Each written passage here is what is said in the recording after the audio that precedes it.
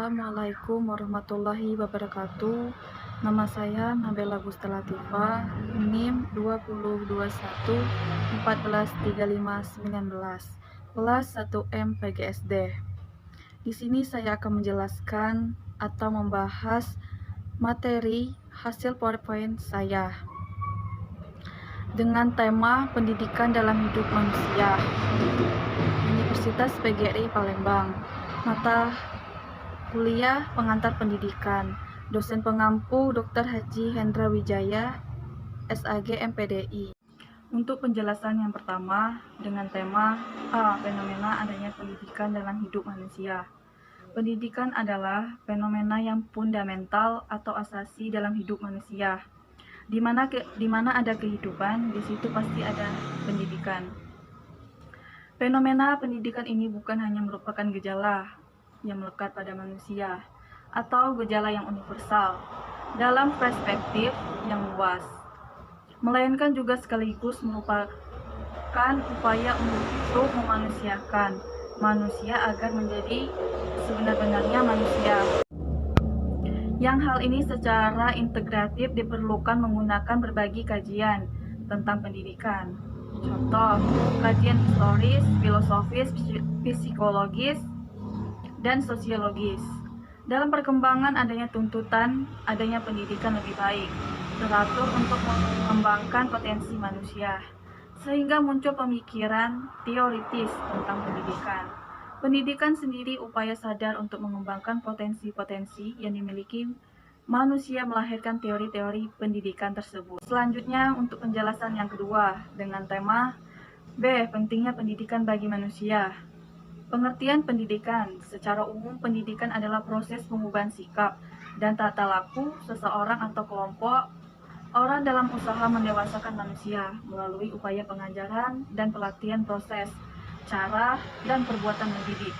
Secara KBBI, kata pendidik berasal dari kata didik dan mendapat imbuhan pe dan akhiran an.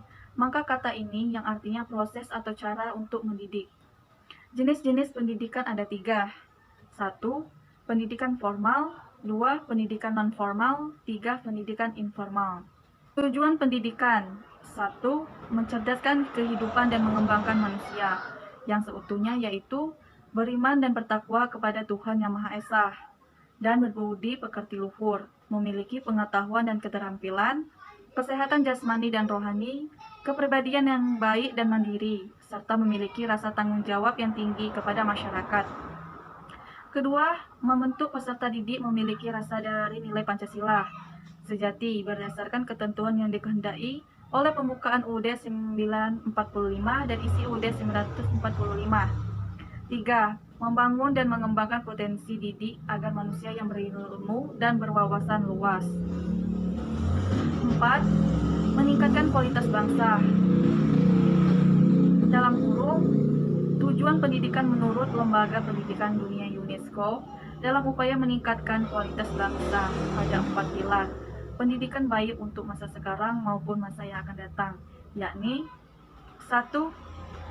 Learning to know artinya belajar untuk tahu, learning to do artinya belajar untuk melakukan, learning to be artinya untuk bisa, dan yang keempat learning to live together artinya belajar untuk tinggal bersama. Manfaat pentingnya pendidikan. 1. Memberikan pengetahuan, informasi, dan pemahaman. Dengan pendidikan, kita bisa berbagi ilmu, pengetahuan ke sesama orang lain. 2. Membangun karakter. Dengan adanya pendidikan, diharapkan individu memiliki karakter yang baik, bijak, menghargai sesama, dan memiliki mental yang kuat. Ketiga, untuk karir dalam pekerjaan. Dengan semakin tingginya jenjang pendidikan yang dimiliki, kemungkinan untuk memperoleh pekerjaan yang diinginkan atau diharapkan pun semakin besar. Dan yang keempat, membangun kemajuan bangsa. Dengan mempunyai pendidikan, kita dapat ikut serta mencerdaskan kehidupan bangsa. Selanjutnya untuk penjelasan yang ketiga dengan tema C. Landasan filosofis dan ilmiah penyelenggaraan pendidikan. Apa sih itu landasan filosofis dan landasan ilmiah? 1. Landasan filosofis. Landasan filosofis atau filosofisi, Grundslag, filsafat atau pandangan hidup suatu bangsa yang berisi nilai-nilai moral atau etika sehari bangsa. Moral dan etika pada dasarnya adalah nilai-nilai yang baik dan yang tidak baik. 2. Landasan ilmiah. Landasan ilmiah adalah landasan atau acuan segala sesuatu yang bersifat keilmuan, didasarkan pada ilmu pengetahuan atau memenuhi syarat dan kaidah ilmu pengetahuan tersebut. Landasan filosofis dan ilmiah penyelenggaraan pendidikan di sekolah. Ada 4. 1. Esensialisme. 2. Perennialisme. 3. Rekonstruksionisme. Dan yang keempat, Pancasila. Untuk pengertian yang esensialisme.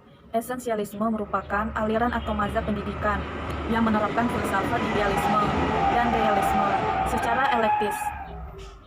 Mazhab ini mengutamakan gagas-gagasan yang terpilih, yang pokok-pokok, yang hakiki atau esensial, yaitu liberal arts.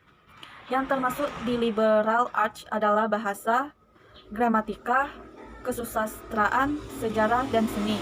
Dan yang pengertian perennialisme. Perennialisme hampir sama dengan esensialisme, tetapi lebih menekankan pada keabadian atau ketetapan, atau juga kehikmatan, atau perennial sama dengan konstan. Yang abadi adalah 1. Pengetahuan yang benar, 2. Keindahan, dan yang ketiga, kecintaan kepada kebaikan. Dan yang ketiga, pengertian rekonstruksionisme merupakan kelanjutan dari progresivisme. Mazhab ini berpandangan bahwa pendidikan atau sekolah hendaknya melakukan pembaharuan kembali atau merekonstruksi kembali masyarakat agar menjadi lebih baik. Karena itu, pendidikan atau sekolah harus mengembangkan ideologi kemasyarakatan yang demokratis. Yang keempat atau terakhir, pengertian Pancasila. Pancasila merupakan mazhab filsafat tersendiri yang dijadikan landasan pendidikan bagi bangsa Indonesia, dituangkan dalam Undang-Undang Pendidikan yang berlaku.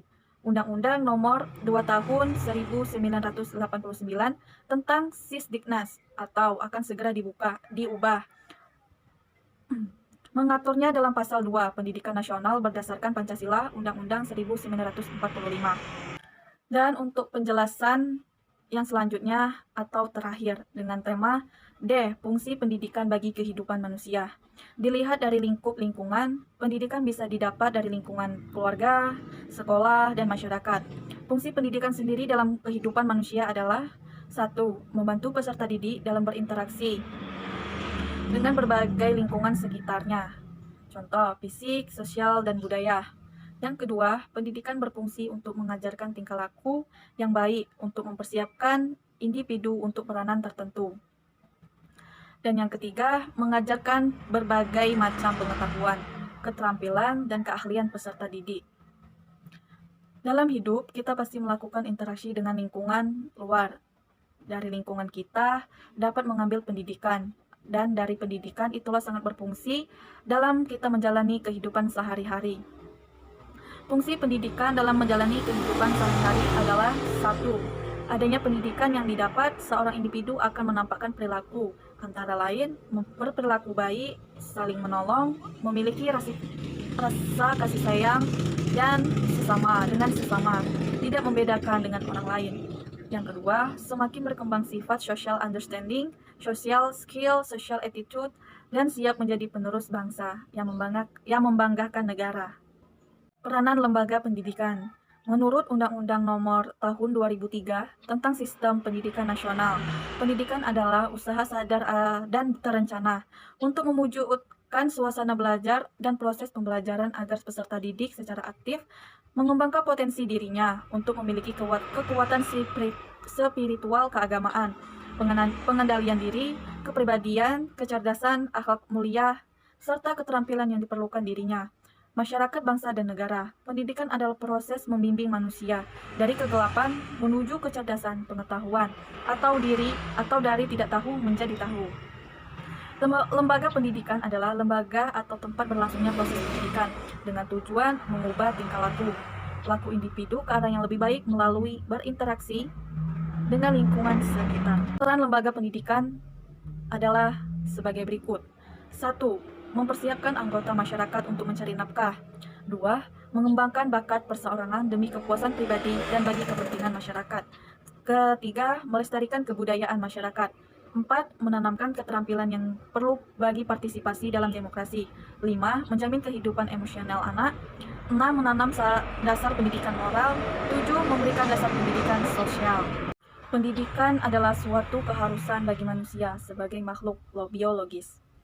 Pendidikan merupakan salah satu kebutuhan dalam kehidupan masyarakat, di mana melalui pendidikan mereka mendapatkan pengetahuan, ilmu, wawasan, keterampilan, dan keahlian untuk menggali kemampuan serta bakat yang mereka miliki. Melalui pendidikan pula, masyarakat dapat menentukan kemana arah hidup dan cita-cita yang ingin masyarakat capai. Seiring dengan kemajuan ilmu pengetahuan dan teknologi, pendidikan menjadi suatu keharusan bagi manusia. Karena pada hakikatnya, manusia lahir dengan keadaan yang tidak berdaya dan tidak mengerti dengan berbagai hal yang berkaitan dengan kehidupannya. Nah, oleh karena itu, manusia memerlukan pendidikan demi kemajuan kehidupannya. Pendidikan itu diharuskan untuk manusia. Karena hampir manusia di dunia sukses karena pendidikan. Pendidikan pasti akan mengubah kehidupan orang yang berpendidikan nantinya. Nah, jadi pendidikan itu sangat berpengaruh dan penting sekali untuk kehidupan kita yang akan datang. Jadi, ingat, pendidikan itu penting. Cukup sekian dari penjelasan saya.